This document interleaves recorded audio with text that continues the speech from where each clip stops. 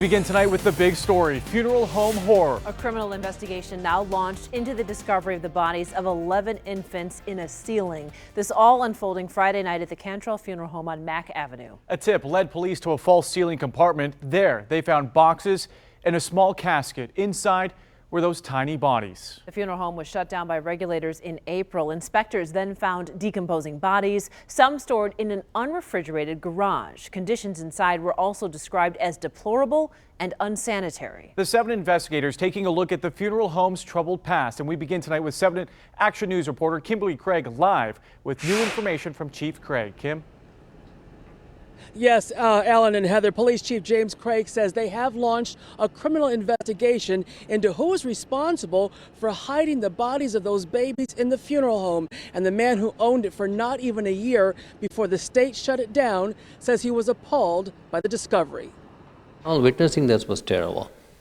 You know, seeing those young faces and packed up and like trash you throw up in the attic. Naveed Syed was here inside the former Cantrell Funeral Home on Mack in Detroit Friday when state investigators came in, working on information sent to them in an anonymous letter, looking for the bodies of babies. And they found them hidden here in a false ceiling above the first floor.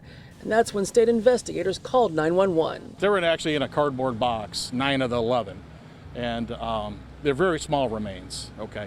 And they were in the cardboard box, stuffed away from a stairwell.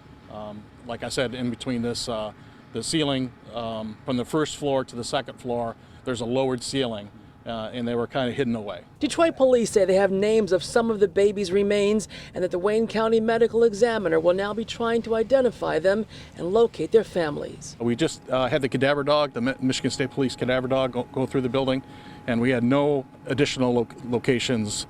No additional bodies found or remains. After the founder of the Cantrell Funeral Home, Raymond Cantrell Sr., died in 2016, his son Raymond Cantrell Jr. inherited the business, and it was signed over to him on May 30th of last year. He says he was not aware of the babies' bodies, and because of delinquent taxes, Wayne County foreclosed on the property earlier this year, and it was sold to Mr. Syed. According to the detective, one of the bodies was here since 2009. And coming up on Action News at 6 o'clock, we'll tell you who Raymond Cantrell II says was in charge and running his father's funeral home until he inherited it last year. That part of our story coming up on Action News at 6. For now, reporting live outside headquarters, Kimberly Craig, 7 Action News. It's just so hard to wrap your head around something like this, right, Kim? Thank you. The Cantrell Funeral Home was in big trouble long before those infant bodies were discovered. Our Team 7 coverage continues with 7 investigator Ross Jones, who has more on the funeral home's disturbing past. Ross, good evening. A horrific history here, guys. Good evening. The grim discovery from Friday was hardly the first inside the funeral home. When state inspectors visited earlier this year, they found a house of horrors. There are individuals here who have been here for some time in my attempt to accommodate my community. This was Raymond Cantrell in April, shortly after the state had shut down his family-run Cantrell Funeral Home on Mack in Detroit. Inspectors had found embalmed bodies stored in an unrefrigerated garage from the previous year. If I had them in the funeral home, then my funeral home would not smell fresh. So yes, they are embalmed, they've had their service, and we put them in the garage. The state's Department of Licensing and Regulatory Affairs received a complaint last November about the facility and tried to investigate, but was initially denied access to the funeral home. They came back the following month, finding 2 bodies that appeared to be covered in mold, and a third where unknown fluids were covering the face.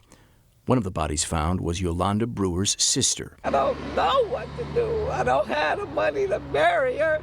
Plus, I don't even know where they're taking her. So what do I do? In total, the state cited the funeral home for 8 violations, including dirty embalming rooms and floors and gross negligence. At what point did you talk to your certified mortician about what she was doing right or wrong? I haven't. And don't you think you should have at this point? That would have been wise. So why didn't the state find those infant bodies during the inspections that shut the facility down in April? Well, a spokesman for the state says that the most recent search was based on a very specific tip that told them exactly where they would find those bodies hidden in the ceiling. Without the tip, the state says they never would have had reason to even look there in the first place. Wow. Are there just any answers for families who are wondering Well, obviously there's a state investigation going on. There are some criminal investigations. Hopefully the answers will come in the next few days or few weeks, but just beyond horrific. Disturbing. Thanks, Ross. Our team is continuing to stay on top of this horrific story. Right now on WXYZ.com, we have an entire section dedicated to this story. You'll find it right on the top of the homepage.